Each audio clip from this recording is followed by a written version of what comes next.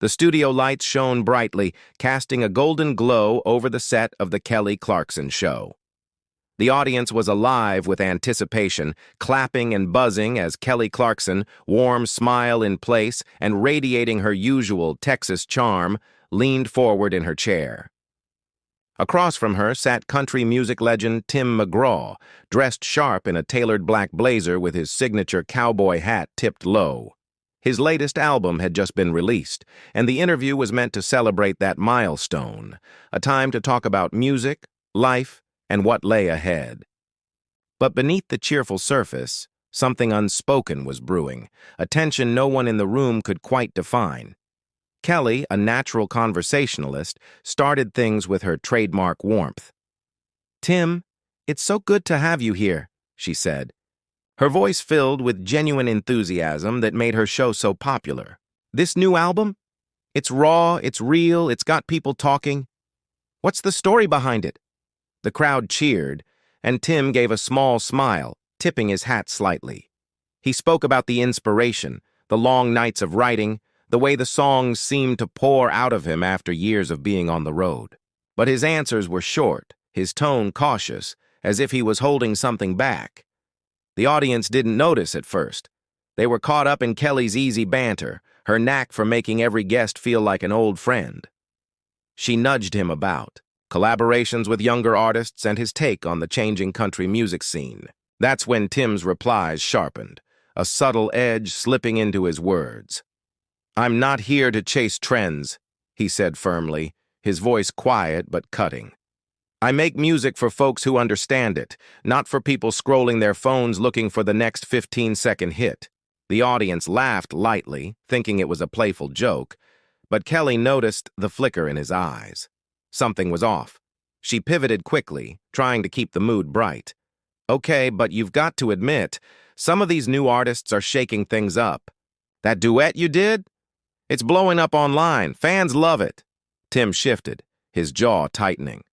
"Yeah, well, fans eat up a lot of things," he replied, his tone sharper than the room expected. The laughter faded into an uneasy murmur. Kelly, always quick on her feet, steered toward safer ground and asked about his tour plans. But Tim cut her off. "Look, Kelly, I'm not here to talk about what's trending on an app. I came to talk about the music. Can we stick to that?" The room went still, the kind of stillness that feels like everyone is holding their breath. Kelly's smile didn't slip, but her eyes did. She nodded softly, leaning back. "All right, let's talk music then. Tell me about the heart of this album." But the energy had shifted. The air in the studio grew heavy, the audience caught between curiosity and discomfort. Kelly leaned forward again, gentler this time, her Texas drawl wrapping around the words like a bridge. "You've said this is your most personal work yet.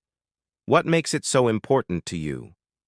It was an open question, meant to give Tim space. He gripped the armrests of his chair tightly, his knuckles pale against the fabric. His eyes flicked to the audience, then back to Kelly.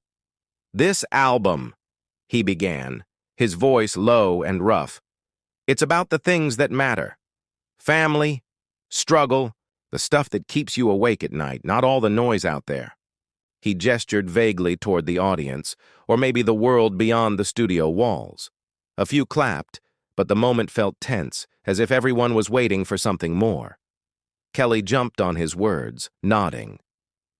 "Your songs have always had that soul, that connection to real life. Is there one track that's especially close to you?" Tim's jaw worked, as though he was chewing on something bitter. "They're all close, but I don't think people get it anymore. Too busy chasing clicks and drama. Nobody listens. They just want a headline." The words landed heavy, a quiet challenge.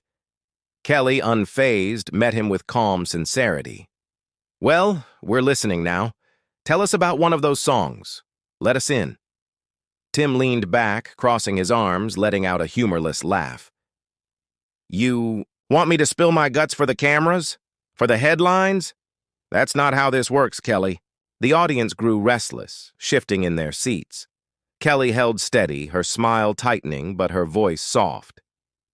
"I'm not asking for headlines, Tim. I'm asking for you. Your fans want to know what drives you. Her words were honest, but they struck a nerve. Tim's eyes darkened. You think this is about fans? Half of them don't even buy records.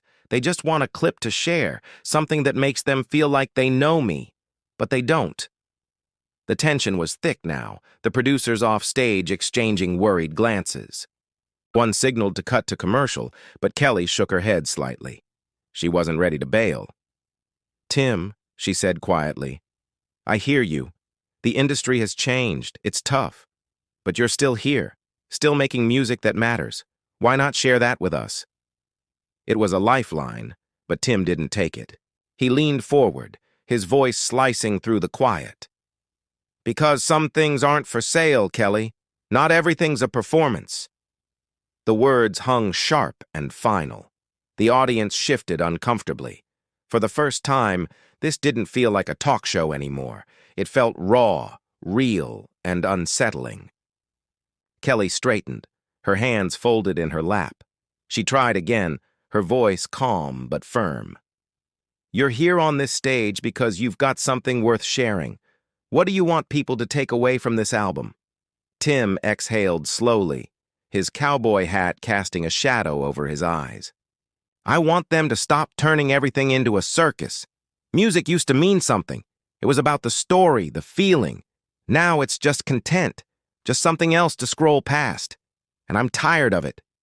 A murmur rippled through the audience, but no one clapped. This wasn't entertainment anymore. This was raw honesty. Kelly leaned in, her expression soft but steady. The industry can feel like a machine, I get that. But you're still making music, Tim. You're still fighting it. Tim gave a bitter smile. Fighting it? You think this is fighting it?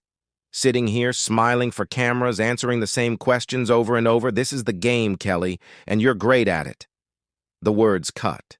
The audience gasped softly. For the first time, Kelly had no quick comeback. That's not fair, she said quietly. I'm here because I love music. Same as you. I'm not your enemy. The silence was absolute. Tim stared at her, unreadable.